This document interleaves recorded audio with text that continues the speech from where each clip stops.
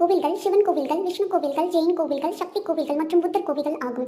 அதன்படி காஞ்சிபுரம் சிவகாஞ்சி, விஷ்ணு காஞ்சி, ஜெயின் காஞ்சி மற்றும் புத்த காஞ்சி என பிரிக்கப்பட்டுள்ளது. சிவன் காஞ்சியில் ஏராளமான சிவன் கோவில்கள் உள்ளன. சிவனின் மனைவி சக்தி அல்லது காமாட்சி கோவில்கள் அல்லது சிவகாஞ்சியிலும் காணலாம். ஸ்ரீ கச்சபேஸ்வரர் காஞ்சிபுரத்தின் மையத்தில் அமைந்துள்ள பழமையான சிவன் கோவில்களில் ஒன்றாகும். விஷ்ணு சிவபெருமானை கச்சப்பா அல்லது ஆமை வடிவில் வழிபட்ட புராணத்தின் அடிப்படையில் கச்சபேஸ்வரர் கோயில் என்று பெயர் பெற்றது.